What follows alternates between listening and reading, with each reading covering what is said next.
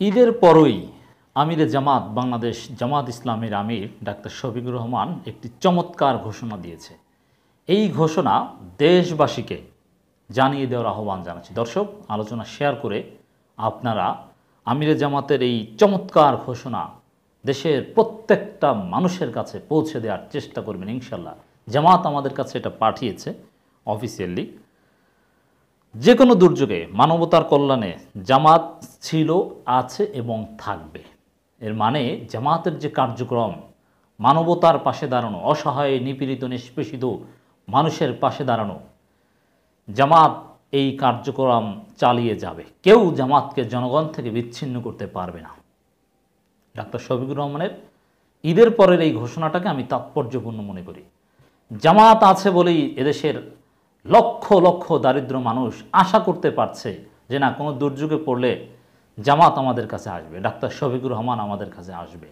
এরকম একটা ভাব জনগণের মধ্যে আছে এবং এই বিশ্বাস জনগণের মধ্যে আমরা আরও বেশি প্রতিষ্ঠিত করতে চাই। এই জন্যই এই বক্তব্য পৌঁছে দিতে চাই। আমিরে জামাত কথা দিচ্ছেন, মানুষের পাশে জামাত থাকবেই, প্রতিশ্রুতি দিলেন এবং ঘোষণা দিলেন।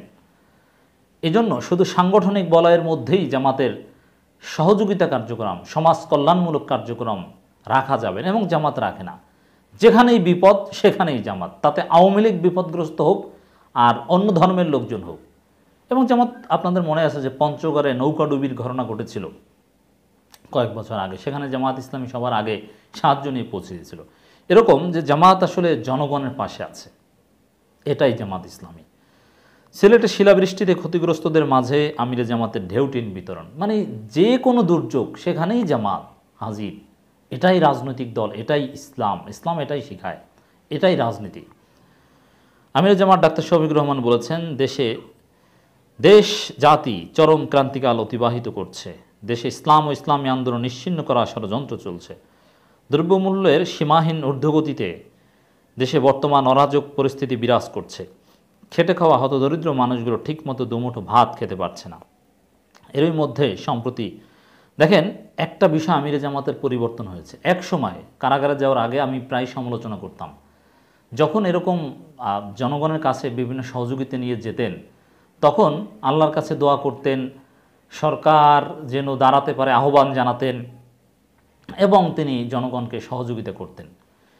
কিন্তু সরকারের সমালোচনা তেমন করতেন না। কিন্তু আমরা বলতাম যে না, জনগণকে জামাত সহযোগিতা করবে তার আগে সরকারের সমালোচনা করতে হবে। রাজনৈতিক দলের, বিরোধী রাজনৈতিক দলের বৈশিষ্ট্য হিসাবে জামাতের মধ্যে এটা থাকতে হবে।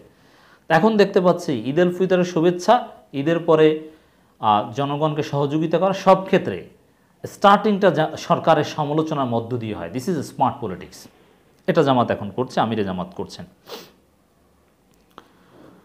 এরই মধ্যে মানে এই দেশের এই নাজুক পরিস্থিতির মধ্যে সম্প্রতি শিলাবৃষ্টিতে সিলেটে ব্যাপক ক্ষয়ক্ষতি হয়েছে। হতদরিদ্র মানুষগুলো কষ্টে দিনাতিপাত করছে। জামাত সাধ্যের সবটুকু উজাড় করে ক্ষতিগ্রস্ত মানুষের পাশে দাঁড়িয়েছে। কারণ জামাত আল্লাহ সন্তুষ্টি অর্জনের জন্য মানবতার কল্যাণে কাজ করতে চায়, সমাজে ধনী দরিদ্রের বৈষম্য দূর করতে চায়। আর ইনসাফ ভিত্তিক সমাজ ছাড়া সমাজের শ্রেণী বৈষম্য দূর করা সম্ভব নয়। হামলা মামলা, জুলুম নিপীড়ন চালিয়ে মানবতার কল্যাণে কাজ করা থেকে জামাতকে বিরত রাখা যাবে না। কঠিন ঘোষণা, মানে জামাত জনগণের কাছে যাবে, অনড় ঘোষণা, দৃঢ় ঘোষণা। এবং একই সাথে সহযোগিতা করার সময় যে বিষয়টা খেয়াল রাখার পরামর্শ আমরা দিতাম, এটাও এখন অক্ষরে অক্ষরে পালিত হচ্ছে, যে শুধু জামাত তাদের সোশ্যাল ওয়েলফেয়ার ফান্ড থেকে লক্ষ কোটি টাকা দান করবে তাতেও হবে না, বরং জামাতকে ক্ষমতায় যেতে হবে, রাষ্ট্র ক্ষমতায় যেতে হবে। তাহলে জনগণের অধিকার পরিপূর্ণভাবে বাস্তবায়ন করতে হবে। এই মেসেজটা প্রত্যেক সহযোগিতার সময় দিয়ে আসতে হবে এবং জামাত এখন এটা দিয়ে আসছে, যে আসলে ন্যায় ইনসাফ ভিত্তিক সমাজ প্রতিষ্ঠা ছাড়া, দ্যাট মিন জামাত ইসলামীকে ক্ষমতা নেওয়া ছাড়া জনগণের অধিকার পরিপূর্ণভাবে বাস্তবায়ন হবে না। বৈষম্য থাকবেই। জামাত ক্ষমতা আসলে বৈষম্য থাকবে না, কারণ জামাত ইসলামকে ধারণ করে, ইসলামী আদর্শে উজ্জীবিত হয়, জামাত এই কাজ করতে চায়। তিনি বলেন, যে কোনো দুর্যোগে জামাত সামর্থ্য অনুযায়ী বিপদগ্রস্ত মানুষের পাশে ছিল, আছে এবং ভবিষ্যতেও থাকবে ইনশাল্লাহ। চমৎকার ঘোষণা। জামাতের ভালো কাজ একটা গোষ্ঠীর পছন্দ হয় না, তাই তারা জামাতের উপর জুলুম নির্যাতন স্টিম রোলার চালিয়ে যাচ্ছে। শীর্ষ নেতাদের ফাঁসি দিয়ে শহীদ করা হয়েছে, তবুও জামাত তার লক্ষ্য থেকে এক চুলো পরিবর্তন হয়নি। আদর্শিকভাবে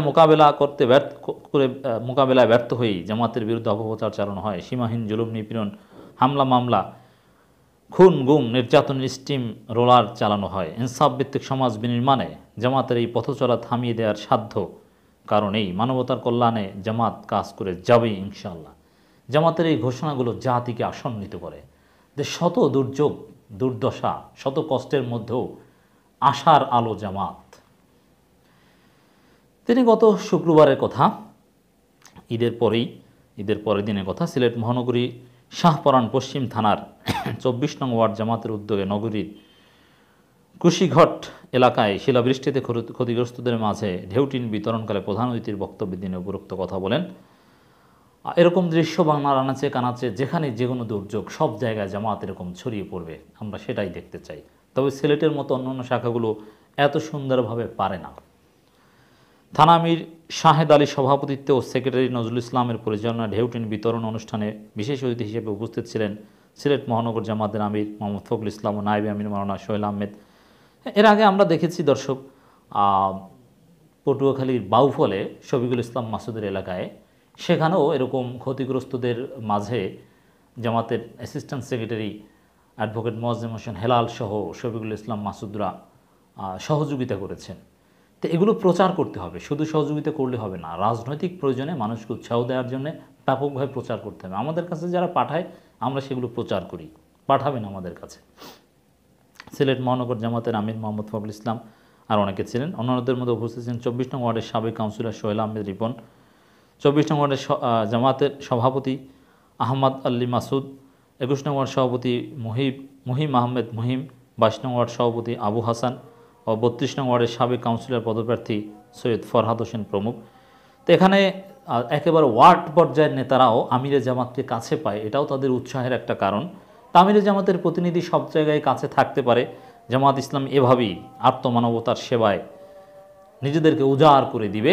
জামাতের এই ঘোষণা বাস্তবায়ন হোক, জামাতের এই ঘোষণা সফল হোক, এভাবে জামাত এগিয়ে যাবে। আমিরে জামাতের এই জনকল্যাণমূলক কাজ এবং সেটা ব্যাপকভাবে শহীদ নেতৃবৃন্দের প্রতি জনগণের শ্রদ্ধা, মজলুম সিম্পেথি, জনগণের পাশে দাঁড়ানো, পিপলস কানেক্টিভিটি, সময় উপযোগী রাজনৈতিক সিদ্ধান্ত, এই সরকারের বিরোধিতা, সবগুলো জামাতকে অনন্য উচ্চতায় নিয়ে যাবে। যখনই সুষ্ঠু নির্বাচনের কোনো পরিবেশ তৈরি হবে, জনগণ ভোট দেওয়ার সুযোগ পাবে, তখন জনগণ জামাত ইসলামীকে ভোট দানের মাধ্যমে এই কাজগুলোর প্রতিদান দিবে এবং আল্লাহর দরবারে তো প্রতিদান পাবেই ইনশাআল্লাহ।